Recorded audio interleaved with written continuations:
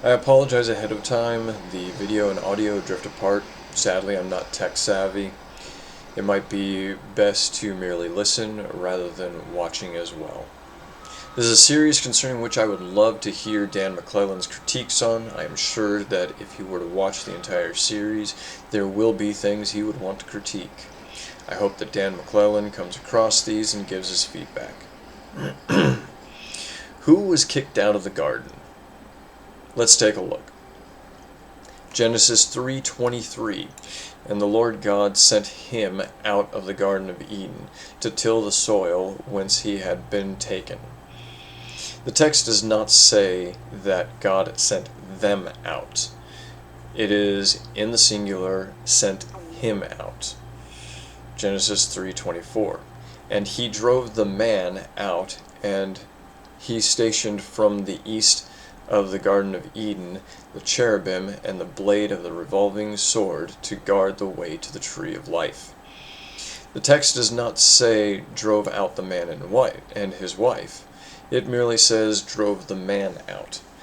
It is clear in the text that only the man was kicked out. It is people in their preconceived notions who use mental gymnastics to force the idea that Eve was kicked out as well. Well, they were husband and wife, they were one flesh, Eve had to be kicked out as well. No. This is yet another case of biblical misogyny. The woman was Adam's property. Adam could have relinquished ownership, and she could have remained in the garden. Adam took his wife with him. Misery loves company. One could say that before this event, man and woman were equal. But it was this event which resulted in the woman being cursed to be ruled over by the man. Genesis 3:16.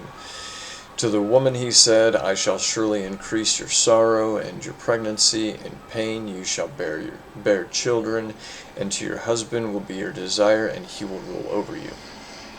But there are other traditions which present the idea of Lilith and her refusing to take a submissive role.